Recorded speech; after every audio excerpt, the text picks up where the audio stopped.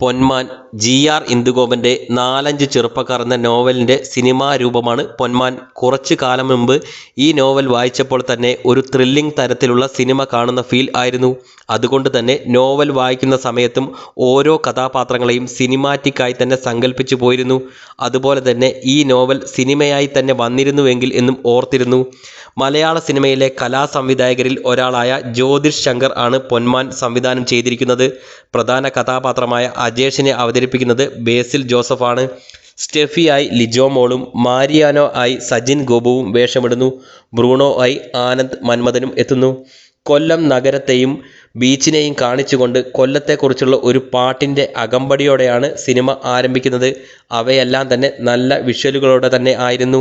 ഒരു വിവാഹ ആലോചനയോടെ തുടങ്ങുന്ന സിനിമ ആ വിവാഹവുമായി ബന്ധപ്പെട്ട സംഭവങ്ങളോടുകൂടെ കഥ പറഞ്ഞു പോകുന്നു.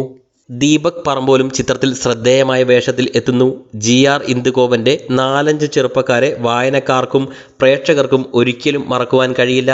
കഥാപാത്രങ്ങളുടെ ഒരു ഡീറ്റെയിലിങ്ങിലേക്ക് വന്നാൽ, അജേഷ് എന്ന കഥാപാത്രത്തിനെ ആദ്യം മുതൽ അവസാനം വരെ ബേസിൽ ജോസഫ് എന്ന നടൻ കൃത്യമായി പഠിച്ചു തന്നെ ചെയ്ത പോലെ തോന്നി. അദ്ദേഹം മുൻപ് ചെയ്ത കഥാപാത്രങ്ങളുമായി ഒരു തരത്തിലും ബന്ധമില്ലാത്ത കഥാപാത്രമായിരുന്നു അജേഷ്. ടഫായ നല്ല ഗഡ്സുള്ള അജേഷിൻ്റെ റോൾ ബേസിൽ ഭംഗിയായി തന്നെ അവതരിപ്പിച്ചു.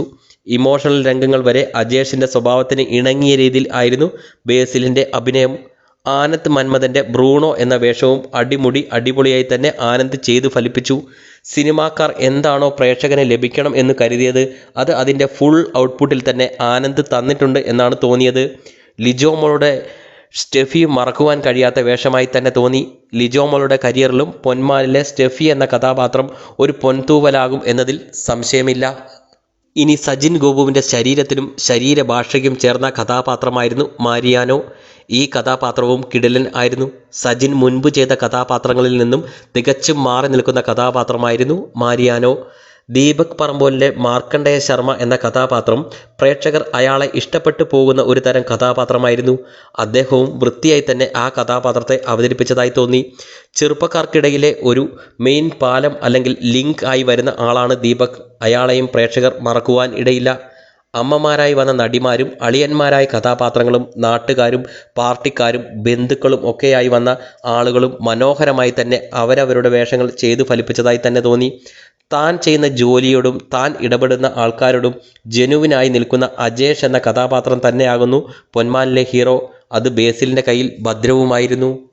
സിനിമയ്ക്ക് വേണ്ടി നോവലിലെ ചില കാര്യങ്ങൾ ചെറുതായി മാറ്റിയതായി കാണാമെങ്കിലും 4-5 ചെറുപ്പക്കാർ എന്ന നോവലിനോടും അതിലെ കഥാപാത്രങ്ങളോടും തികച്ചും നീതി പുലർത്തുന്ന തരത്തിലാണ് ജ്യോതിഷ് ശങ്കർ പൊന്മാൻ ഉണ്ടാക്കിയിരിക്കുന്നത് എന്നാണ് വ്യക്തിപരമായി തോന്നിയത്.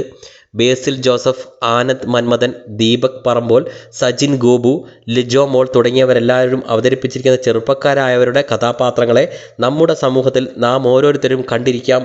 ഓരോ പ്രേക്ഷകനും അത്തരത്തിലുള്ള കഥാപാത്രങ്ങളെ കണക്ട് ചെയ്തു പോകുവാനും അല്ലെങ്കിൽ ഓർത്തെടുക്കുവാനും കഴിയുന്ന തരത്തിലാണ് പൊന്മാൻ്റെ സ്ക്രിപ്റ്റ് ഒരുക്കിയിരിക്കുന്നതെന്ന് തോന്നി.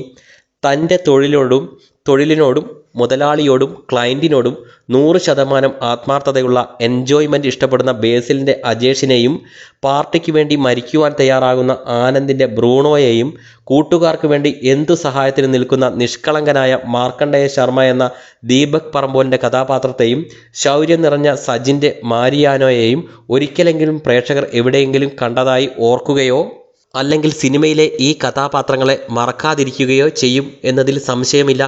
ഇവരൊക്കെ ഇന്നത്തെ ചെറുപ്പക്കാരുടെ പ്രതിനിധികളായി സിനിമയിൽ വരുന്നു. ഇൻ ഷോർട്ട്, 2 മണിക്കൂറിൽ വേണ്ട രംഗങ്ങൾ മാത്രം കോർത്തിണക്കി ഒരു തരത്തിലും പ്രേക്ഷകരെ ബോറടിപ്പിക്കാതെ പ്രേക്ഷകൻ്റെ ബ്രെയിൻ ഫുള്ളി എൻഗേജ്ഡ് ആക്കിക്കൊണ്ട് പോകുന്ന ബേസിലിൻ്റെയും ടീമിൻ്റെയും കരിയറിലെ മികച്ച പെർഫോമൻസ് കാണുവാൻ സാധിക്കുന്ന ഡിസിപ്ലിൻഡായി ഡയറക്റ്റ് ചെയ്തിരിക്കുന്ന ഗോൾഡൻ ചിത്രമാണ് പൊന്മാൻ. ഫസ്റ്റ് ക്ലാസ് സ്കോർ എന്തായാലും കൊടുക്കാം. ഫുള്ളി സാറ്റിസ്ഫൈഡ് ആണ്. തിയേറ്ററിൽ തന്നെ കാണുവാൻ ശുപാർശ ചെയ്യുന്നു. ഒരു ഗോൾഡൻ ഹിറ്റിൽ കുറഞ്ഞതൊന്നും പ്രതീക്ഷിക്കുന്നില്ല.